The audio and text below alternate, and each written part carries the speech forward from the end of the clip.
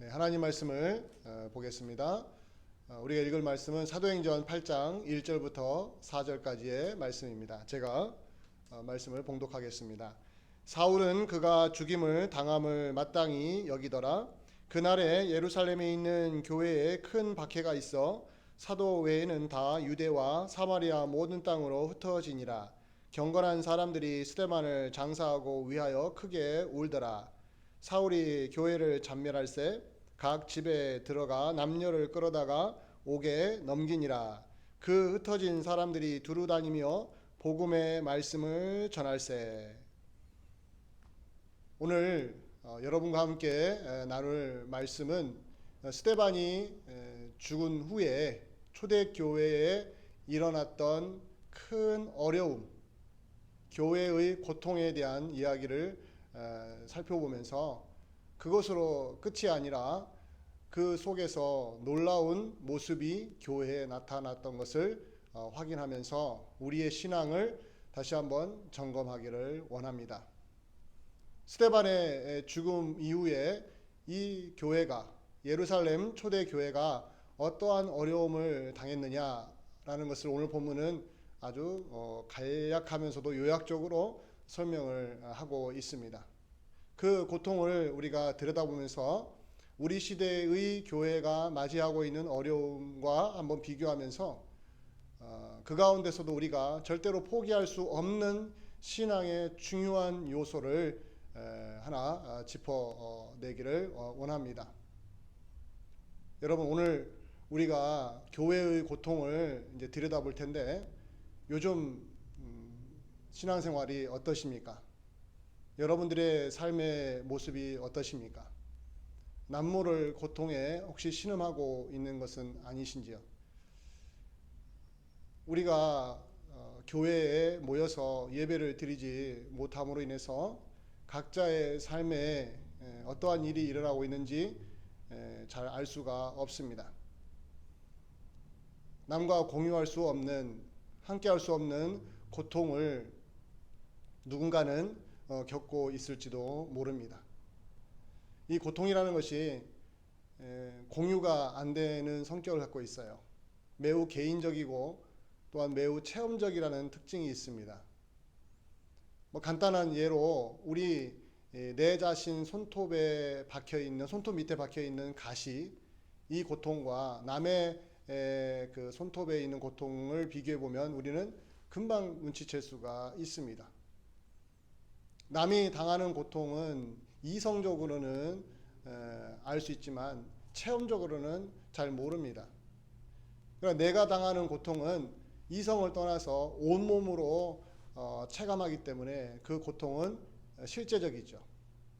이 고통, 우리가 좋아하지 않고 멀리하고 싶은 이 고통이 우리의 삶 속으로 깊이 들어올 때가 있습니다.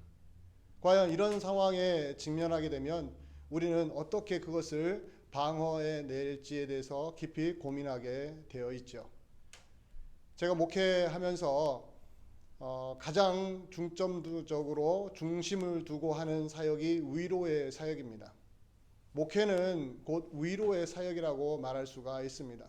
성도님들의 아픔과 함께하고 성도님들의 어려움과 공감하면서 같이 가는 것이죠. 그런데 그 위로 사역을 하면서 제가 느끼는 어떤 힘든 점이 있습니다. 한계가 있습니다. 그것은 제가 겪어보지 못한 고통을 성도님들이 느낄 때에 머리로는 공감이 되는데 제가 당하지 않은 한계 때문에 진심으로 마음을 다하여 온 몸으로 온 마음으로 같이 공감하기가 어렵다라는 것이죠. 이것은 저만의 문제가 아닐 것입니다. 모든 이들의 공통 한계라고 볼 수 있죠. 그런데 목회를 하다 보니까 이런 인간적인 한계도 알지만 또 한편에서는 놀라운 것들도 제가 목도합니다. 목회자의 위로 아니면 성도 간의 위로로 채워지지 않는 부분에 있어서 하나님이 채우시더라는 거예요. 하나님이 정말 그 사람의 고통을 깊숙이 관여하셔서 어떤 시점에 그를 회복시키는 모습을 보게 되는 것입니다. 어쩌면 이것은 목회자로서 누리는 영적인 축복이라고 봅니다. 사람의 한계를 뛰어넘는 하나님의 위로가 교회 성도님들에게 일어난다라는 것이죠. 오늘 저는 이런 맥락에서 초대 예루살렘 교회가 지금 겪고 있는 고통을 한번 들여다보면서 그 속에서 하나님이 이 교회를 어떻게 위로하시는지, 그 모습이 어떤 식으로 교회에 나타나고 있는지를 함께 나누기를 원합니다. 오늘 본문에 초대 예루살렘 교회가 겪은 고통을 세 가지로 요약해서 보여주고 있습니다. 제가 여러분들에게 그것을 설명할 텐데요. 이 세 가지는 어찌 보면 초대 교회, 예루살렘 교회만의 고통이 아니라는 점이죠. 어느 시대의 교회, 어느 사회, 어느 국가에 있든지 교회는 이 세 가지 중에 한 가지나 아니면 두 가지나 아니면 세 가지 전체 다 겪을 수 있다라는 것이 아주 특징적인 것입니다. 자, 오늘 저는 여러분들에게 이 세 가지가 무엇인지를 간략하게 한번 설명을 하겠습니다. 이 초대 예루살렘 교회가 겪은 첫 번째 고통은 뭐냐면 소중한 사람을 잃은 아픔입니다. 소중한 사람을 잃은 아픔. 누굽니까? 스데반이죠. 오늘 본문에도 두 구절에 걸쳐서 스데반의 죽음을 다시 언급합니다. 1절에서 사울은 그가 죽임당함을 마땅히 여겼다. 그가 죽임당함, 스데반의 죽음을 간접적으로 표현해주고 있죠. 또 2절에 보면은 경건한 사람들이 스데반을 장사하고 위하여 크게 울더라. 죽은 스데반을 무덤에 장사하는 초대교회의 모습이죠. 두 구절에 걸쳐서 스데반의 죽음을 또 언급하고 있다는 것은 이 교회가 겪고 있는 아픔의 내용이 무엇인지를 알려주는 것이죠. 소중한 성도를 잃어버렸다는 겁니다. 근데 이 소중한 사람이 어느 정도의 영향력을 미쳤느냐? 이 초대 예루살렘 교회에서 대표자로 7명이 뽑혔는데 그 중에 하나가 스데반이었고, 스데반은 주도적으로 예수 그리스도의 복음을 사람들에게 알렸던 존경받는 인물이었습니다. 그런데 유대인들에 의하여 죽임을 당했죠. 초대 교회 입장에서는 이건 매우 가슴 아픈 일입니다. 그래서 오늘 2절에 보면은 경건한 사람들이, 이들이 누구냐면 스데반과 함께 교회에서 신앙생활했던 성도님들을 말하죠. 이들이 스데반을 위하여 크게 울었다고 합니다. 크게 울었다. 마치 내 부모가 돌아가신 것처럼, 내 자녀가 죽은 것처럼, 내 남편이, 내 아내가 죽은 것처럼 정말로 온 몸을 다하여 온 마음을 다하여 크게 울었던 교회의 모습입니다. 이것은 이 교회가 겪고 있는 고통이 무엇이었는지를 아주 잘 드러내고 있지요. 이렇게 소중한 사람을 잃는 일이 교회 안에 일어날 때 교회는 크게 흔들릴 수가 있습니다. 두 번째 고통이 있지요. 그것은 교회 전체가 흩어지는 분위기에 휩싸이고 있다는 것입니다. 오늘 본문에 보면 3절에 보면 사울이 교회를 잔멸할새 각 집에 들어가 남녀를 끌어다가 옥에 넘기니라. 이 교회 안에 일어난 박해를 설명해주고 있죠. 그런데 여러분 1절을 보시면 그날에 예루살렘에 있는 교회에 큰 박해가 있어 사도 외에는 다 유대와 사마리아 모든 땅으로 흩어지니라. 사울에 의하여 박해가 교회 안에 일어났을 때에 많은 성도님들이 어려움을 당했는데 그 전체적인 흐름이 어떻게 가고 있습니까? 교회가 흩어지고 있다는 거예요. 근데 사도 외에는 다 흩어졌다는 것은 사도들은 초대교회에 남아 있었다는 것이죠. 소수의 인원만 교회에 남아 있고 나머지는 다 유대와 사마리아 땅 전체로 두루두루 퍼져 나간 것이 아니라 흩어진 거예요. 즉 자발적으로 전도하기 위해서 나간 것이 아니라 강제적으로 박해에 의하여 어쩔 수 없이 흩어졌다라는 거예요. 그들은 흩어지고 싶어하지 않았던 것이죠. 교회 성도님들은 지금 신앙생활하는 것이 함께 모여서 신앙생활하는 것이 너무 행복했던 것이에요. 그러나 강제적으로 외부의 힘에 의하여 그것이 박해라는 이름으로 불려지는데 외부의 힘에 의하여 강제적으로 해산되는 고통을 교회가 지금 겪고 있었던 것입니다. 이것도 교회의 힘을 약화시키는 요인 중에 하나입니다. 교회는 모여야 힘이 나거든요. 모여서 같이 예배드리고 같이 성경 공부하고 같이 교제할 때 힘이 납니다. 근데 이것이 어떤 이유에서든지 되지 않고 흩어지면 교회는 저절로 힘이 떨어질 수밖에 없는, 약화될 수밖에 없는 상황에 직면하게 되는 것입니다. 이 고통이 이 예루살렘 교회에 있었지요. 자, 세 번째는 각 개인 성도님들에게 일어나는 어려움들입니다. 아까 제가 읽어드렸지만 3절에 보면 사울이 교회를 잔멸할 때 그 다음에 교회라는 전체를 압박했는데 그 속에서 각 집에 들어가 남녀를 끌어다가 교회를 잔멸하면서 각 집에 들어가서 각 성도님들을 남녀들을 끌어다가 옥에 가두었다라는 거예요. 이것은 개인 성도님들에게 일어난 고통이었던 것이죠. 교회 전체에 불어닥친 아픔이 각 가정에 있는 성도님들의 삶 속으로 들어가서 그들이 붙잡히게 되고 투옥되는 그 과정에서 얼마나 성도님들의 마음이 힘들었겠습니까? 우리는 충분히 예상할 수 있고 상상할 수 있는 장면입니다. 이런 식으로 초대 교회가 세 가지 측면에서 엄청난 고통을 당했던 것이죠. 여러분, 이 세 가지를 다시 한번 기억해 보시기 바랍니다. 소중한 헌신자가 죽는 일, 두 번째는 교회 전체의 힘이 약화되는, 흩어지는 일, 세 번째는 각 개인 성도님들 생활 속에 어려운 일들이 일어나는 것. 이 초대 예루살렘 교회만의 일이겠습니까? 아니지요. 지금 이 시대에 우리 교회도 얼마든지 일어날 수 있는 고통일 것입니다. 물론 종류가 다르지요. 이 시대처럼 박해와 강압에 의해서 일어날 수 있지만 오늘날 이 시대는 또 다른 형태로 얼마든지 교회의 힘이 약화되는 일들이 일어날 수 있습니다. 지금 우리가 살고 있는 이 사회에서 일어나고 있는 어려움은 무엇이겠습니까? 당연히 코로나 바이러스로 인한 아픔이겠지요. 각 개인의 안전이 중요한 시대이긴 하지만 교회 입장에서 보면 매우 어려운 시기를 겪고 있습니다. 각 개인만을 보는 것이 아니라 교회라는 시각으로 보면은 새로운 안목이 우리에게 생깁니다. 코로나 시대를 맞이하면서 교회가 겪고 있는 어려움은 무엇입니까? 교회의 결속력이 매우 약해지고 있다라는 것이죠.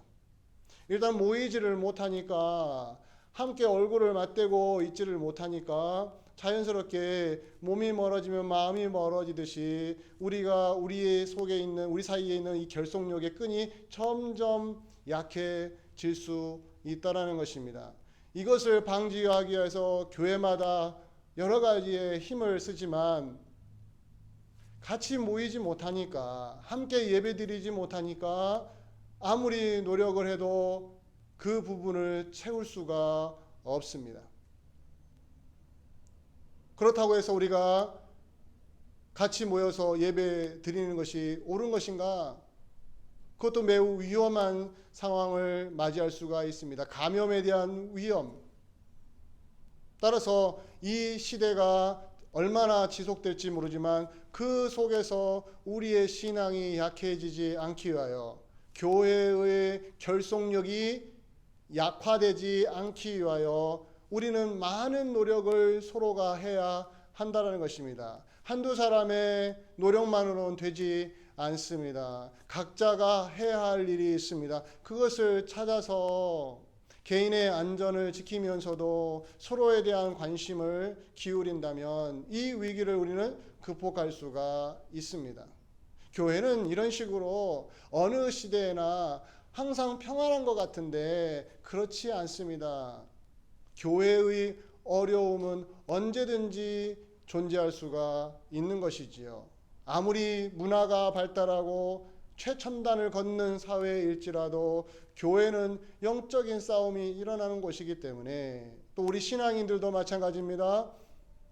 2000년 전보다는 지금이 훨씬 더 좋은 시대이지요. 우리는 더 평안하고 안전하고 훨씬 더 좋은 의료의 혜택을 받는 생활을 하고 있지만 그것이 우리의 신앙을 보호해 주지는 않습니다. 오히려 우리의 신앙을 흔들어 놓는 요소들이 여기저기에서 생길 수가 있지요.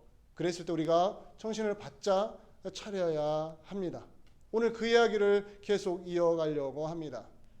사랑하는 성도 여러분, 예루살렘 교회가 당하는 이 어려움을 우리가 깊이 좀 들여다보면서 그 일이 그들만의 문제가 아니었고 이 시대 오늘날 우리 사회에 있는 교회에도 언제든지 얼마든지 다양한 얼굴로, 다양한 색깔로, 다양한 모양으로 나타날 수 있음을 함께 나누었습니다. 과연 그 속에서 우리 교회가 어떻게 신앙을 유지할 뿐만 아니라 강화시킬 수 있는가? 무엇에 우리가 에너지를 쏟아야 되는 것인가? 그것을 오늘 본문을 통하여 초대교회가 했던 모습에서 중요한 힌트를 얻기를 원합니다. 오늘 본문 4절을 볼까요? 4절에 보면 이런 말씀이 나오죠. 그 흩어진 사람들이 두루 다니며 복음의 말씀을 전했다고 나와 있죠. 이 한 구절이 작은 것 같지만 상당한 힘을 갖고 있는 구절입니다. 앞에 있는 모든 내용과 그 뒤에 나오는 또 이야기의 하나의 브릿지, 다리 역할을 해주면서 이 초대교회가 가지고 있던 영적인 파워, 그것이 무엇이었는지를 이 한 구절로, 한 문장으로 요약을 해주고 있습니다. 자, 보십시오. 그 흩어진 사람들이 이것을 먼저 주목해 보시기를 바랍니다. 이들이 누굽니까? 예루살렘 성도님들이죠. 이들이 누굽니까? 예루살렘 성도님들의 실체가 무엇입니까? 오순절 성령의 역사를 체험한 성도님들입니다. 오순절의 성령의 역사, 얼마나 놀랍고도 정말로 부러운 성령의 역사입니까? 2000년의 교회사에서 이 오순절날 성령의 역사를 또 체험하고 싶어 했던 수많은 교회들과 성도님들이 있었습니다. 저도 이 시대 교회에 이 오순절 성령의 강림처럼 놀라운 성령의 역사가 일어나기를 간절히 바라는 목회자 중에 한 명입니다. 그것을 체험한 성도님들이에요. 그뿐만 아니라 3,000명의 회심자들을 경험했던 그 한가운데 있었던 성도님들입니다. 성령이 역사하고 유대인들이 예수 그리스도를 나의 주 나의 하나님으로 받아들이는 그 회심의 역사를 현장에서 목격했던 사람들이고 이들 중에는 거기에서 회심한 자들도 있었을 것입니다.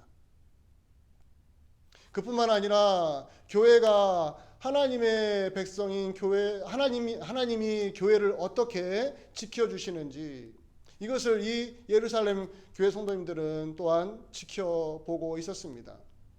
가난한 사람들이 많이 있었는데 그 가난한 사람들을 위하여 돈이 있는 성도님들이 자기 재산을 내어놓고 그것도 자발적으로 누가 시켜서가 아니라 내놓고 함께 공유하는, 함께 부족한 걸 채워주는 아름다운 장면들을 이 성도님들이 다 목격을 했습니다. 얼마나 신앙생활 할 맛이 났을까요?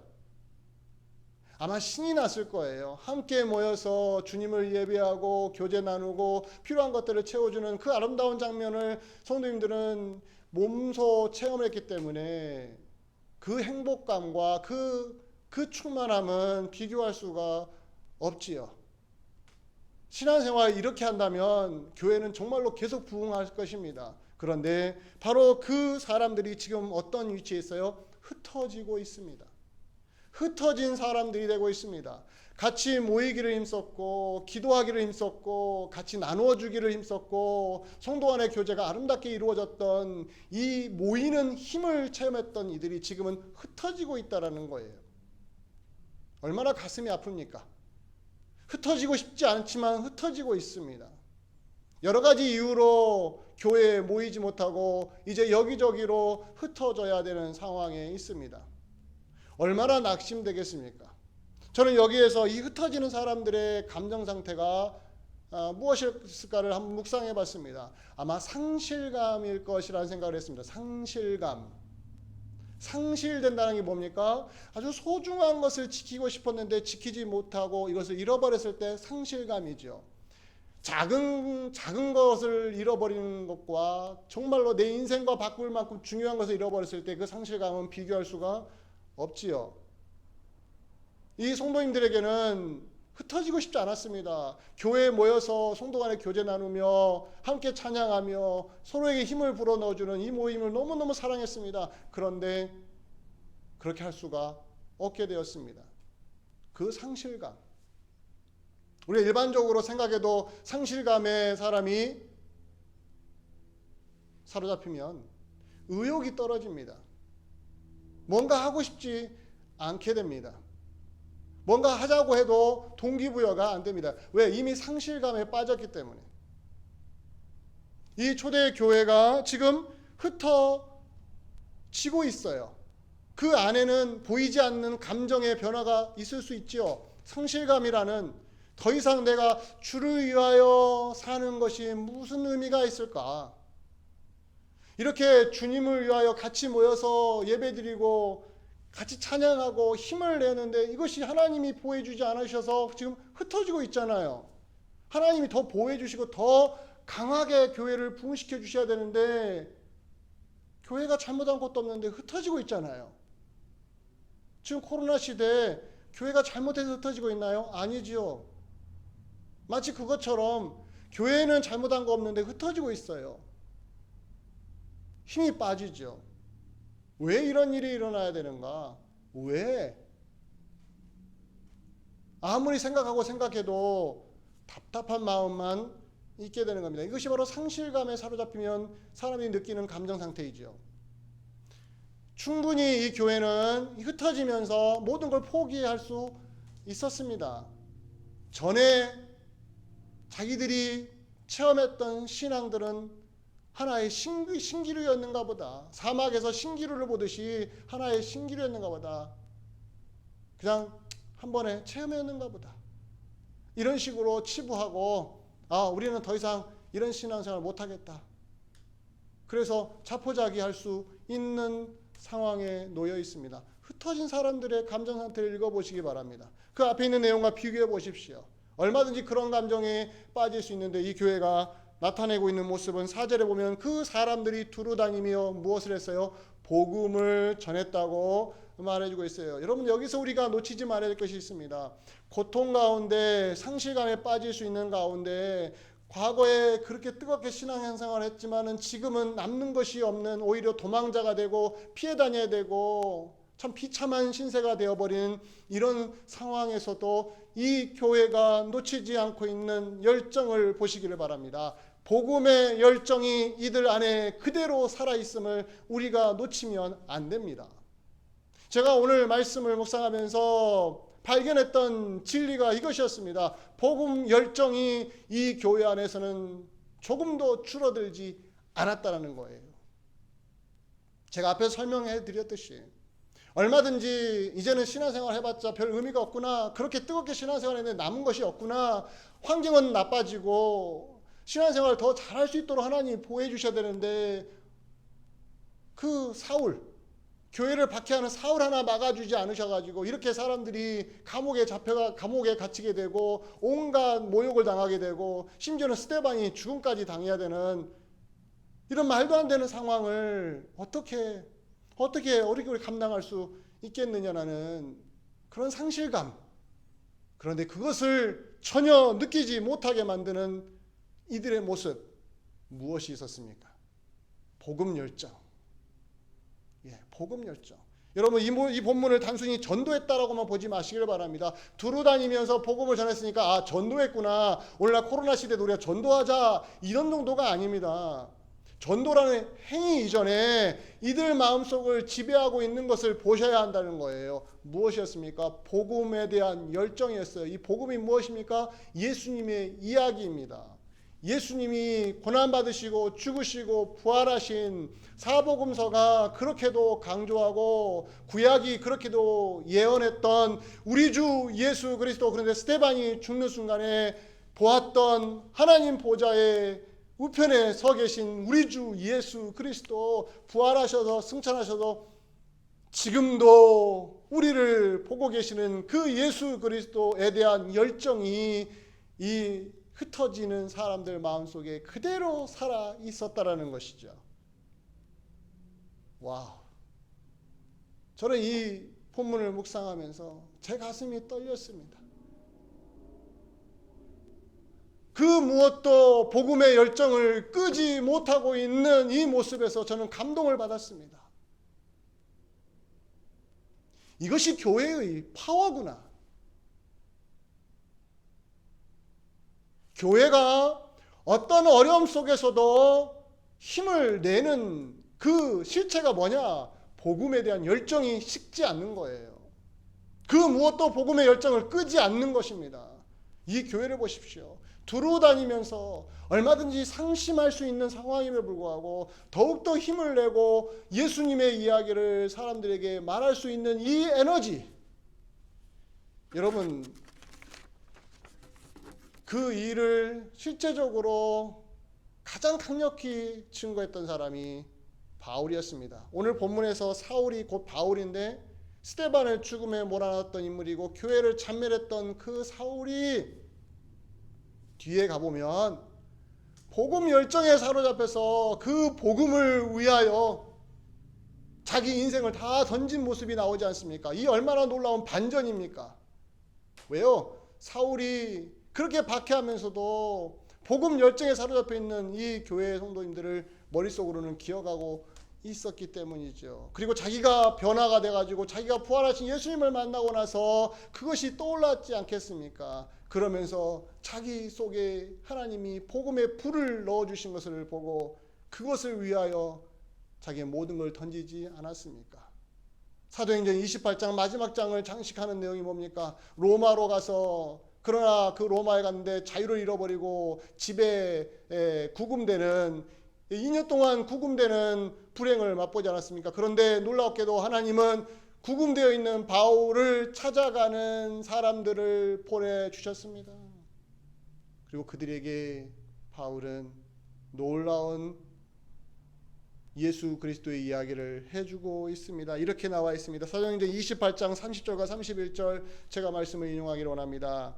바울이 온 이태를 자기 셋집에 머물면서 자기에게 오는 사람을 다 영접하고 하나님 나라를 전파하며 주 예수 그리스도에 관한 모든 것을 담대하게 거침없이 가르치더라. 여기에 복음 이야기가 나오지요. 하나님 나라를 전파하고 예수 그리스도에 관한 모든 것, 예수님의 이야기를 2년 내내 해도 부족함이 없을 정도로 차고 넘치는 복음의 이 메시지를 자기가 만나는, 자기를 찾아온 사람들에게 계속해서 거침없이 담대하고 거침없이 가르치는 이 열정을 이미 누가 가지고 있었습니까? 초대교회 성도님들.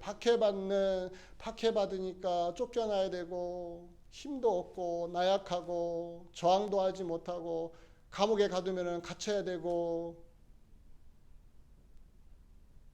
이렇게 어찌 보면 세상적으로 보면은 내세울 것이 없는 연약한 이 성도님들 그 마음속에 복음의 열정이 그대로 살아 있었습니다. 살아가는 성도 여러분, 우리가 이것을 봐야 됩니다. 우리가 코로나 시대를 맞이해서 같이 못 모이니까 힘이 없는 것처럼 보이고 각자 생활은 나름대로 하고 있지만 교회라는 울타리로 봤을 때는 서로 결속력이 약화되고 서로 얼굴을 못 보니까 혹시 마음도 멀어지는 것이 아닌가, 그러다 보니까 신앙까지도 흔들리고 있는 것은 아닌가. 이런 시기에도 우리 주님은 살아 역사하셔서 각 성도님들 마음속에 복음의 열정을 심어주시는 이 놀라운 사실에 우리가 눈을 뜨기를 원합니다. 복음의 열정은 어느 세력도 막을 수가 없습니다. 우리 하나님이 코로나 시대에 흩어져 있는 주의 백성들 가슴속에, 마음속에 이 복음의 열정을 회복시켜 주기를 저는 간절히 기도하고 있습니다. 이 시대에 우리가 회복해야 될 열정, 복음의 열정, 예수 그리스도에 관한 모든 것을 사람들과 2년 동안 이야기해도 부족함이 없는 차고도 넘치는 예수님의 그 놀라우신 그 은혜와 그 사역과 그분의 인격, 그것을 함께 나누고자 하는 열정, 그것이 우리 교회 성도님들 가슴속에만 살아있다면 비록 잠깐 흩어져 있다 할지라도 우리는 걱정할 것이 없습니다. 담대하고 거침없이 예수님에 관한 이야기를 할 수만 있다면 우리가 살고 있는 내 가정에서 내가 만날 수 있는, 내가 전화할 수 있는, 내가 어떤 소통할 수 있는 누군가와 그 예수님에 대한 이야기를 할 수만 있는 열정이 우리에게 있다면 교회는 조금 더 흔들리지 않습니다. 이것이 회복이 되어야 합니다. 사랑하는 성도 여러분, 말씀을 맺기를 원합니다. 초대교회가 당한 고통, 그러나 그 속에서 피어나고 있는 복음의 열정, 화려하게 꽃을 피우고 있는 복음의 열정, 예수님에 관한 모든 것들을 사람들에게 자랑하고 싶은 이 열정, 그 열정을 보시기를 바랍니다. 그곳에서 하나님은 지금도 그 복음이 사람들 속으로, 불신자들 속으로, 세상 속으로 들어가시도록 역사하고 계십니다. 이 은혜가 우리에게 가득 넘치기를 원하며 우리 성도님들 이번 한 주간에도 예수 그리스도에 관한 이야기로 가득한 삶을 채워나가시기를 간절히 바랍니다. 예, 기도하겠습니다. 고마우신 아버지 하나님, 연약한 우리들에게 은혜를 주신 아버지 하나님, 우리가 지금 흩어져 있지만 복음의 열정이 꺼지지 않고 더 불타오를 수 있도록 새로운 영적인 능력을 우리에게 허락하여 주시옵소서. 예수님의 이름으로 기도하옵나이다. 아멘.